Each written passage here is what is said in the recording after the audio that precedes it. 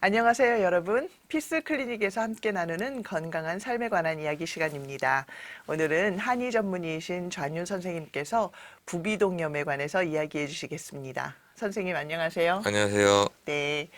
어, 사실 부비동염은 저희가 축농증이라고 더 잘 알려진 것 같아요. 예, 예, 그래서 그렇습니다. 축농증이라고 이제 저희가 잘 알아왔는데, 축농증 가지고 계시는 분들 의외로 좀 많잖아요. 예, 네. 맞습니다. 근데 그 축농증이 이제 오늘부터는 이제 부비동염이라고 제가 말씀을 드릴게요. 부비동염이 이제 왜 생기는지, 생기시는 그 원인들, 그 원인들에 대해서 저희가 잘 모르고 그냥 축농증 있으니까 그냥 좀 불편하겠지 하고서 이제 같이 살아가시는 분들 많이 봤거든요. 예. 네, 원인 좀 얘기해 주세요, 선생님. 이게 되게 복잡합니다. 왜 복잡하냐면, 먼저 축농증이라고 말을 하는 거하고 부비동염이라고 말하는 거에 차이가 있어요. 아, 축농증이라고 하는 건, 아, 농이 쌓인다. 그러니까 네, 염증이 쌓인다에 초점을 맞추는 거고, 부비동염이라고 하는 건 부비동이라는 걸 알아야 그 염증이라니까요. 그래서 네, 의학에서 부비동염을 강조하는 이유가 코를 중심으로 우리 얼굴에는 네 개의 공간이 있어요. 그 네. 공간에 이제 말하자면 그 농이 쌓이는 거죠. 그런데 음, 문제는 그 안에 농이 쌓이면 빼낼 방법이 그렇게 쉽지 않다는 거죠. 아, 그러니까 농이 쌓인다라고 하는 거죠. 음. 그러면 여기서 먼저 이해해야 될 건 왜 우리 뇌는 이 공간을 만들어 놨을까요? 하는 거죠. 지난번에 말씀해 주셨으니까. 예. 뭐라고 말씀했지? 시원하게 할. 예. 네, 에어컨 네, 시스템이에요. 왜 에어컨 시스템이냐면 우리 뇌에는 두 가지 기관이 굉장한 많은 일을 해서 열을 발생합니다. 첫 번째가 뇌고요. 그리고 두 번째가 눈이에요. 네. 대뇌 피질의 80% 정도, 아니 60% 정도를 차지하는 것이 아, 그 시각 피질이거든요. 그러니까 얼마나 많은 부분에 눈이 작용하는지, 그래서 눈에 열이 나는데요. 네. 그 열이 나는 것을 바로 부비동이라고 하는 그 네 가지 것들 중에 눈 뒤에 있는 공간이 눈을 식혀줘요. 음, 또 뇌는 엄청난 생각하고 잡생각도 많고 스트레스 받으면 열을 내요. 네. 그러면 우리가 숨을 쉬면서 그 공기가 통하면서 우리의 뇌의 온도를 떨어뜨리게 됩니다. 네. 그런데 현대인들은 안타깝게도 이 코 안에 문제가 발생할 수 있는 여건들이 되게 많이 있다는 거예요. 제일 먼저 들 수 있는 거는 첫 번째로는 가장 많이들 하고 있는 그 잠잘 때 코를 곤다는 거죠. 네. 그런데 그 코를 골게 되는 것도 또 복잡한 기전인데요. 한마디로 말하면 이 목과 턱의 근육의 저하가 돼서 근육이 떨어지면서 그 수면 무호흡증을 만들어내고, 그런 수면 무호흡증의 발생은 우리 몸의 산소 결핍뿐만 아니라 한마디로 말해서 코에 그 면역력이라는 걸 떨어뜨리게 돼 있어요. 입으로 숨을 쉬니까 네. 코로 숨을 쉬어야 코의 혈액순환도 잘 되게 되는데, 그게 안 되면서 코 안에 있는 여러 가지 중에 하비각계라고 하는 거예요. 근데 그게 붓게 돼요. 그러면 숨쉬기가 어려우니까 입으로 숨을 쉬게 되면서 코의 기능이 떨어지면 점차 뇌가 뜨거워지게 되는 거예요. 네. 그렇게 되면 코 안에 점점점 뭐가 있냐면 공기가 통하면서 그 병에다가 빨대를 T자 빨대를 꽂고 훅 불면 물이 나가는 효과처럼 우리 코에는 이 숨을 쉬면서 숨을 통해서 우리 안에 있는 여러 가지 그 이물질들을 바깥으로 빼내게 돼 있어요. 그래서 그것을 통해서 바깥으로 배출하는 것들이 문제가 생기죠. 네. 그래서 첫 번째는 그런 수면 무호흡증의 문제고요. 두 번째는 구강에 문제가 있으면 코와 구강이 연결돼 있거든요. 네. 네. 그래서 잇몸 질환을 비롯해서 여러 가지 구강 생태계가 무너지면 코로 그런 바이러스나 세균들이 올라가서 또 염증을 만들어줘요. 그리고 세 번째는 장이 안 좋으면 가장 큰 문제가 되는데요. 장이 문제가 되면 우리 몸의 면역 시스템이 문제가 돼서 결국 문제가 돼요. 네. 그리고 마지막은 연하장애 및 이런 연하장애가 삼킴장애라고 하죠. 이렇게 네. 뭐가 음식을 먹었는데 그것이 어디로 가요? 폐로 폐로 가버리는 가면 거예요. 큰일 예. 나죠. 그러면 또 그거를 기침하려고 하다 보니까 그게 또 코로 어. 이물질이 또 쌓이게 돼요. 예. 그러면서 결국 문제가 돼서 축농증이라고 하는 것이 발생을 하게 됩니다.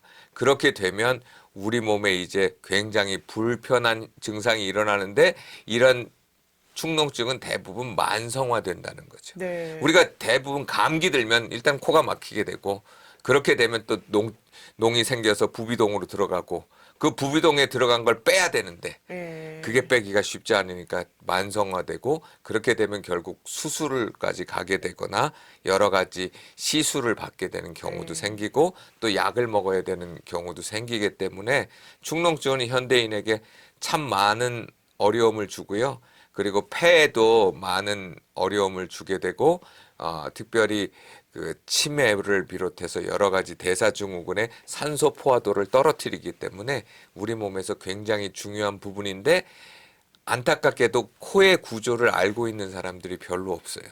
네. 관심이 없습니다. 그런데 우리 코는 가장 완벽한 면역 시스템을 갖고 있어요. 그래서 나쁜 공기가 들어갔을 때 그 코털을 통해서 여러 가지 먼지를 흡착하고요. 네. 그리고 코 속을 하비각계를 통과하면서 온도가 상승합니다.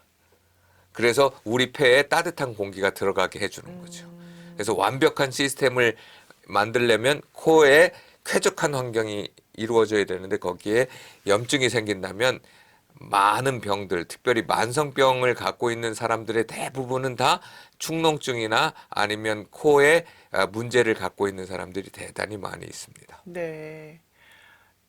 조금 더 이렇게 궁금해진 게 있어요, 선생님. 그러니까 증상적으로 예. 축농증하고 비염, 그러니까 부비동염하고 비염하고 어떤 차이가 있을까요? 물론 예. 원인이 다르지만 그 증상적으로 비염이라고 보면 하는 코에 생기는 염증을 말하는 거잖아요.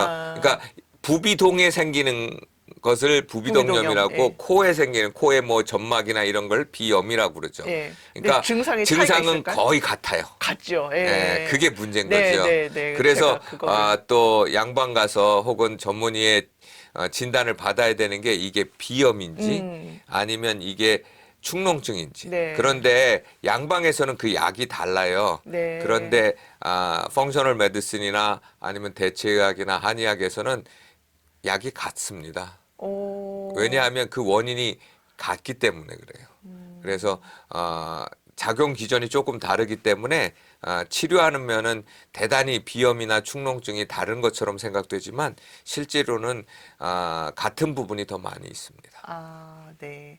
그 제가 아는 어떤 이제 지인분 중에서 오랫동안 부비동염으로 고생하시다가 결국은 수술을 하신 분이 계세요. 예. 아까 잠시 얘기도 예. 해주셨지만 이제 굉장히 그 수술 받기 전까지 여러 가지 이제 좀 양방적인 그런 치료를 받아오시고 약도 뭐 드셔보시고 네, 많은 고생을 것들을 많이 해봅니다. 하셨어요. 예. 그런데 결국은 이제 수술까지 이제 네. 가시게 되셨더라고요. 이렇게 그 부비동염이 치료의 효과가 높지 않은 이유가 왜 아까 그럴까요? 이야기한 것처럼 그런 병들을 다 고쳐야 됩니다. 아이고 뭐냐. 그러면 수술해도 재발이 대단히 높습니다. 또 수술하게 됩니다. 네. 그래서 고치기가 참 어려운 면이 있습니다. 그래서 그 부분을 말하자면 결국은 장 치료, 구강 생태계와 장 생태계가 좋아져야 되고요. 그리고 특별히 좋아져야 되는 건 구강 생태계가 굉장히 중요합니다. 네. 그래서 구강 생태계가 안 좋게 되면 부비동염이나 비염이나 여러 가지 코 질환을 갖게 되고 그래서 가장 중요한 게 숨은 코로 쉬는 거지 입으로 쉬는 게 아닙니다. 네. 그래서 특별히 본인이 잠잘 때도 필요하지만 가만히 멍하니 있을 때 누군가에게 사진을 찍으라고 하셔야 됩니다. 그럴 때 입이 열려 있는지 닫혀 있는지 건강한 사람은 입이 닫혀 있습니다. 근데 건강하지 못한 사람은 입이 반쯤 열린 사람, 크게 열린 사람.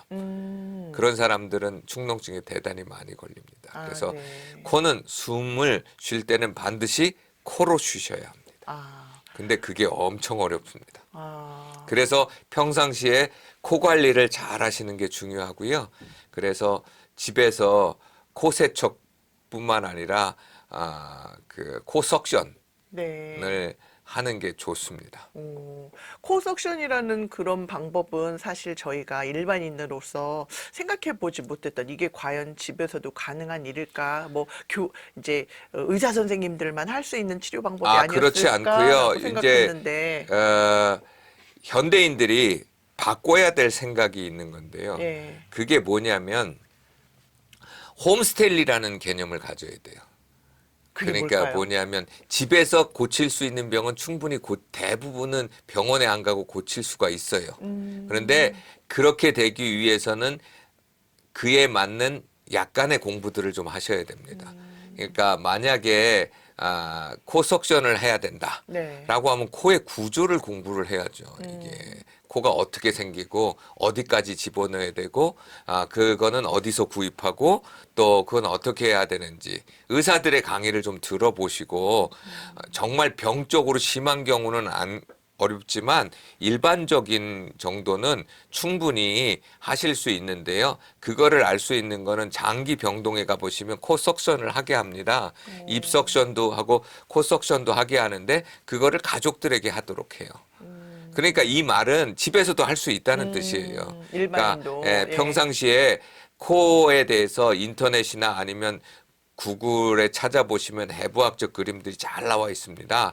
그래서 그거를 평상시에 과하지 않게 하시면 도움이 많이 됩니다. 네. 그 부비동염도 이렇게 생활 습관으로 선생님이 미리 예방할 수 있고 또 간단한 부분들은 저희가 치료가 집에서 가능할 수 있다라고 말씀을 해주셨는데 아까 특별히 구강 상태를 굉장히 잘 관리를 해야 된다라고 선생님이 말씀해 주셨잖아요. 예. 구체적으로 구강 상태를 어떻게 저희들이 잘 관리할 수 있을까요? 생활 습관에서. 일단 잇몸이 튼튼해야 됩니다. 네. 그러려면 잇몸을 상하게 하는 나쁜 음식, 특별히 잇몸에 들러붙는 것 같은 것들을 먹지 말으셔야죠. 어, 그래서 잇몸 건강을 지키는 거하고 입 천장 건강이 중요합니다. 왜냐하면 코와 입은 그 핏줄이 연결이 돼 있어요. 그래서 그 네. 신경도 연결돼 있기 때문에 우리가 입을 다물고 있을 때, 특별히 명상을 할 때 혀를 입천장에 대거든요. 네. 근데 그 이유가 거기에 흐르는 핏줄을 따뜻하게 하면 코가 원활하게 되겠죠. 그래서 많은 사람들이 건강하지 않은 사람 지금 해보세요. 네, 지금 하고 있어요. 입천장에 혀를 대는데 차가우세요? 따뜻하세요? 입천장이 약간 시원하게 느껴지는데요. 차갑다는 뜻이죠. 네. 그거는 입으로 숨을 쉰다는 뜻이에요. 우리가 뭐든지 입을 하면 이거 시원해지죠. 네네. 오, 그러네요. 그래서 중요한 건 코가 시원해야지 입이 시원하면 안 됩니다. 그래서 항상 내가 코로 숨을 쉬어야 돼요. 입으로 숨을 쉬면 안 됩니다. 그래서 네. 항상 입천장을 따뜻하게 만드셔야.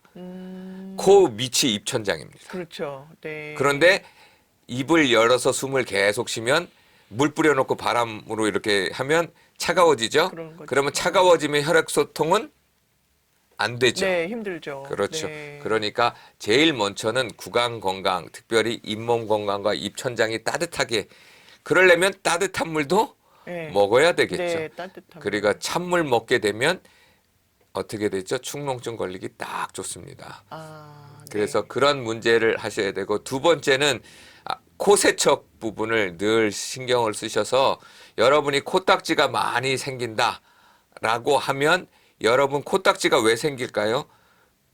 그거는 코털이 네. 이물질을 만들어서 코딱지를 만드는 거죠. 그렇죠, 그렇죠. 그러니까 뭘 의미하는 거죠? 내가 나쁜 환경에 많이 노출이 되고 있는 거죠.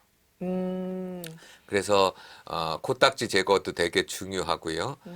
그리고 코털을 뽑는 사람들이 있는데 저도 가끔 그러는데 그거 되게 안 좋은 습관이고요.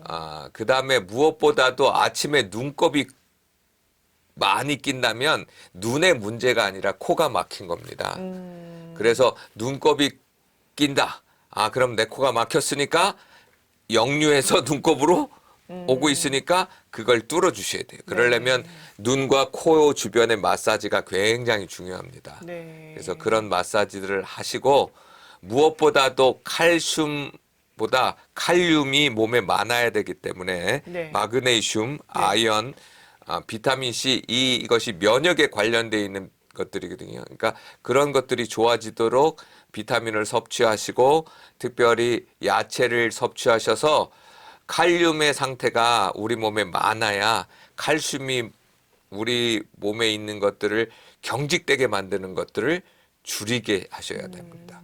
그리고 늘 말씀드리지만 정기적으로 이비인후과 가셔서 코 상태를 점검하는 게 중요하고 그리고 네. 늘 강조하지만 물을 많이 먹는 게 중요합니다. 물 많이 드시고, 예, 우리 그 내과 정기 검진도 중요했는데 이비인후과도 정기적으로 가서 우리의 코 상태를 이렇게 점검해 보는 것이 참 중요하다라는 것을 오늘 처음 배웠습니다. 네, 오늘은 잔윤 선생님으로부터 부비동염에 대해서 이렇게 배워보았습니다. 우리가 코에 대해서 정말 중요하다고 생각하지 않았던 부분들, 너무나 중요한 그 기관이라는 것을 다시 한번 생각해 보면서 여러분들 꼭 숨 쉬실 때 코로 숨 쉬시고 또 입 건강 잘 챙기시길 바라면서 오늘은 여기서 인사드리도록 하겠습니다. 선생님, 감사합니다. 감사합니다.